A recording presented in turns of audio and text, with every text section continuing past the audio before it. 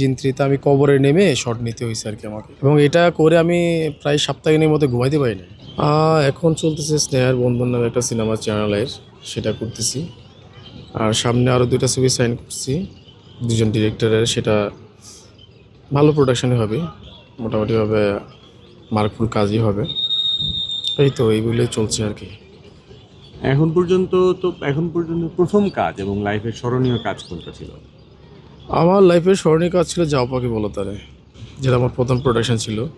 প্রথম সন্তানের প্রতি তো একটু মায়াটা বেশি থাকে, তো ওটা যত্ন সহকারে আমি করেছিলাম। ওটার পরিচালক ছিলেন মোস্তাফিজুর মানিক ভাই, গুণী পরিচালক, ন্যাশনাল অ্যাওয়ার্ড পাওয়া মানুষ, খুবই ভালো মানুষ। এবং তার সাথে কাজ করে আমি খুবই ভালো লেগেছে। তারপরে ব্যাক টু ব্যাক অনেকগুলো প্রোডাকশন হয়। জিন 3 জাজ মাল্টিমিডিয়ার, সেটা কামরুজ্জামান রোমান ডিরেক্টর, সেটা আমি করি, সেটাও ভালো একটা মার্ক কাজ ছিল।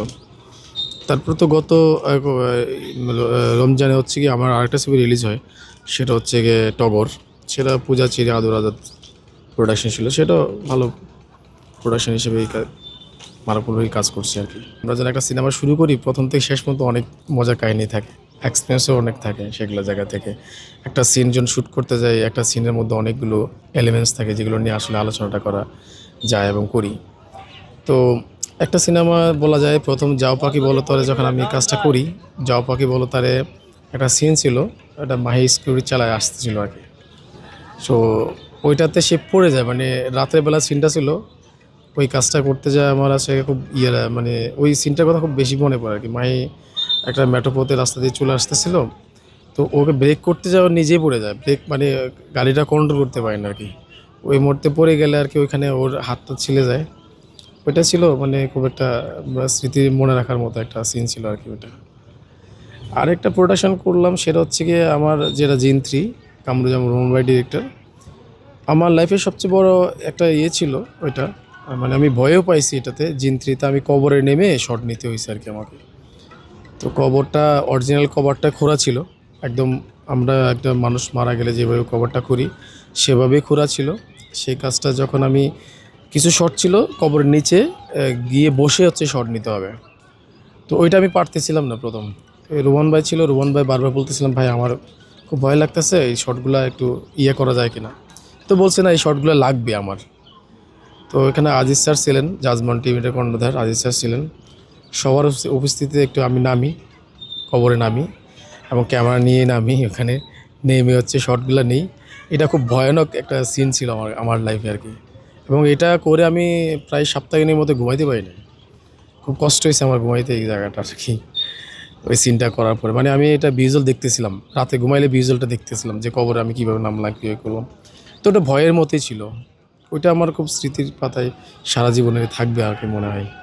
আমার তো আসলে সিনেমার অ্যাসিস্ট্যান্ট লাইফেও ছিল আমার প্রায় 10 বছরের মতো। এর মধ্যে প্রচুর ঘটনা তো আছে, অনেক ঘটনাই আছে। অ্যাসিস্ট্যান্ট লাইফে অনেক কষ্টও ছিল আমার, অনেক কষ্ট করে হচ্ছে গিয়ে করতেছে। তো সেই স্মৃতিগুলো তো মনে পড়ে। বাট আমি অ্যাজ এ ক্যামেরাম্যান হয়ে যখন আমি আত্মপ্রকাশ করি, তখন হচ্ছে কি আমার কিছু মার্কফুল কাজের মধ্যে অনেক স্মৃতি আছে আমার। আমি যাও পাখি বলো তারে, বুবুজান, নরসুন্দরী, যে ছবি, আমার নরসুন্দরীর প্রতি আমার একটা আখ্যা ছিল এই ছবিটা নিয়ে। ওটা ডিরেক্টর ছিল শামীম আহমেদ রনি ভাই। ওই সিনেমাটা করতে যে আমি আসলে খুব মজা করে সিনেমাটা করি। এবং এই সিনেমাটা মাহি এত দুর্দান্ত পরিমাণ মানে পারফরমেন্স করছে ওইটাতে, সাইমন ছিল ওটাতে। ওইটা স্মৃতিটা আমাকে না এখনও করে, যে ছবিটা আক্ষেপের জায়গায় এরকম, যে ছবিটা যদি রিলিজ হইতো, রিলিজ হলে ছবিটা আসলে আমার লাইফে একটা মার্কফুল কাজ হইতো আর কি এটা। এবং আমার মনে হয় যে এটা ন্যাশনাল অ্যাওয়ার্ডের জন্য যদি জমা দিত, সেটা ন্যাশনাল অ্যাওয়ার্ডটা পেতাম। মানে এত দুর্দান্ত লেভেলের একটা স্ক্রিপ্ট ছিল, ডিরেকশনে ছিল শামীম আহমেদ রনি ভাই।